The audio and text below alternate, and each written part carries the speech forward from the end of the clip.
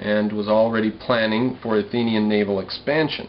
The new democracy had also developed a small but strong citizen infantry, which was to serve Greece well at Marathon. It is a puzzling fact, and we skip a bit, that the Greek states seem to have made very little direct preparation to meet the Persian attack. Only when the Persian hosts disembarked at Marathon did the Athenians send Phidippides, a swift runner, to Sparta to announce the crisis and to request aid from the Peloponnesian League. Now, I've heard it alleged that the people just didn't want to think about the situation.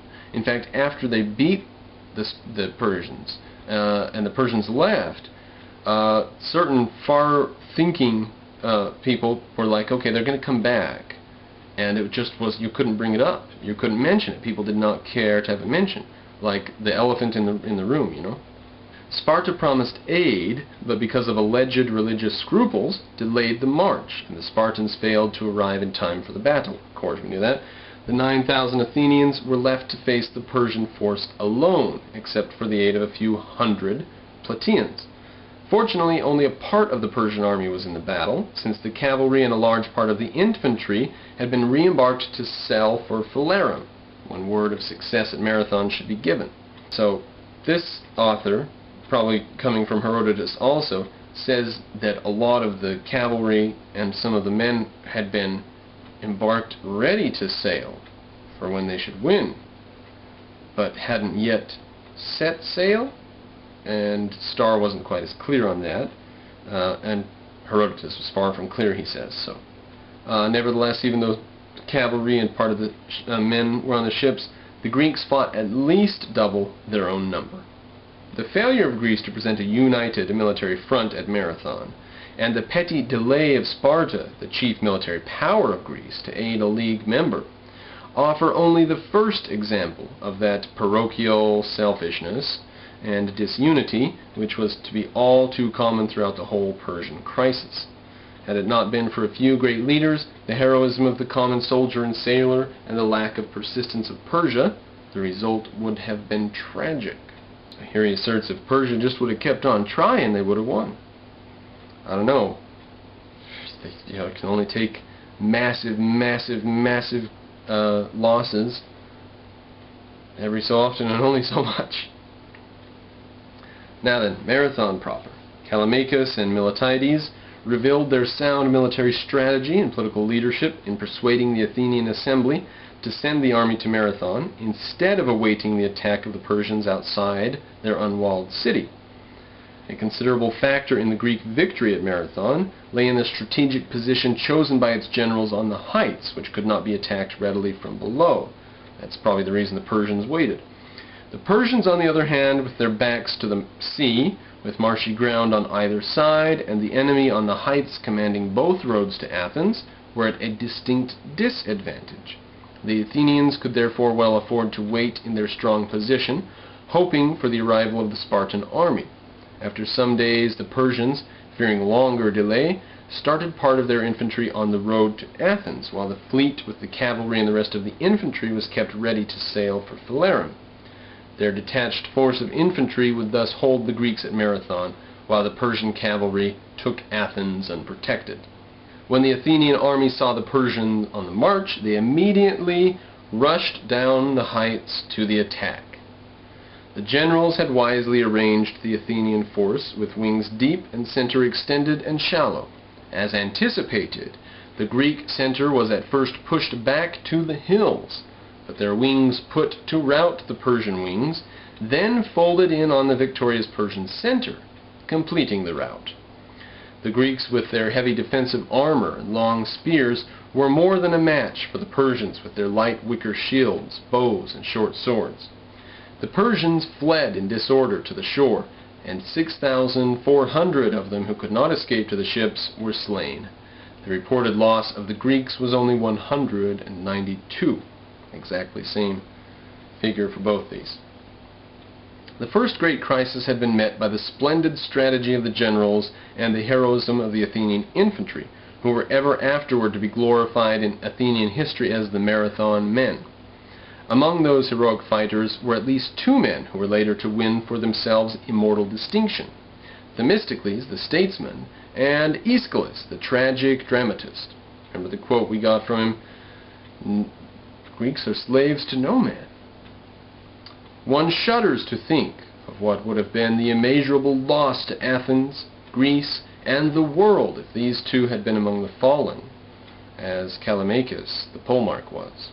The moral victory at Marathon was even more significant than the military. It greatly increased Greek morale by proving that the dreaded Persian was not invincible. It checked Persian aggression for the time, and gave Greece another breathing space. Marathon was also the beginning of Athenian leadership of Greece, and the end of the danger of the return to tyranny. On the battleground may still be seen a mound of the Athenian dead. But the danger was not yet ended. As the Persian fleet, with the larger part of its force still intact, got safely out to sea, the awaited signal of a flashing shield from the pro-Persian part of Athens appeared from the height of Pentelicus above Marathon. Miltiades and his wary fighters were 20 miles from Athens when the Persian ships bearing their cavalry were well on their way to the Athenian harbor. Now, in Star, he says that the Persians went around to Athens, sailed around to Athens, and Miltiades had come over with his soldiers. So the Persians are well on their way to the Athenian harbor. But by a double-quick march, the Greeks arrived in time to confront the Persians as they entered the Bay of Phalerum. The Persians, who did not desire to face another encounter with the Marathon men so soon, thereupon sailed away to Persia. The beautiful little Athenian treasury at Delphi, now restored, is a lasting monument to the victory. Now, I saw a video in which it said that the Athenian army wasn't able to make the march back to Athens. So they had all the women and children in the city out and about and made visible and stuff, so that it looked like it was a fortified city. So they weren't willing to disembark and attack Athens, knowing that the Marathon men were just coming, and it looked like the city had a lot of people in it. I heard that, and then I've got 3 good scholarly books here, all of which say that the Marathon men made it to Athens before the boats had sailed all the way around. Next we go to 490 to 81 BC. The gathering of the full storm. So that was just, they're just giving them a little taste. Marathon was just a little taste. They're just screwing around, really. Oh, here come the cats. Hello. So, although Marathon, go on. Although Marathon involved only a limited number of Persians and Greeks, it was of incalculable value to the Athenians and Spartans in proving that the enemy could be beaten. Now, part of the reason nobody wanted, is the elephant in the room, we said before. Part of the reason no one wanted to discuss it is because there's nothing to discuss. Persia is the biggest empire in all of history. There's no way on Zeus's green earth that they're going to be able to beat Persia. They can't even, they're fighting amongst each other.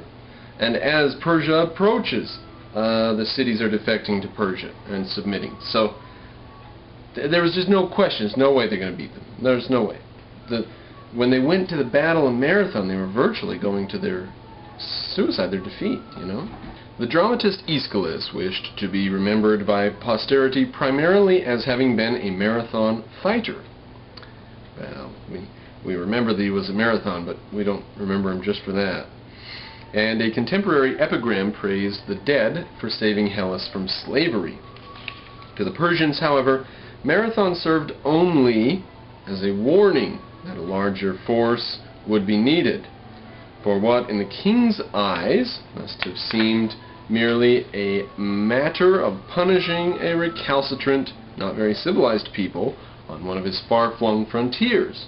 Right? Just this little teeny, we conquered this, we conquered that, we conquered Egypt, we conquered the other, we conquered whatever, now we're going to conquer Greece.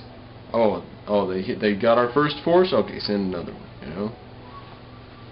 Darius accordingly set plans in motion for a full-scale attack, but was diverted by an Egyptian revolt.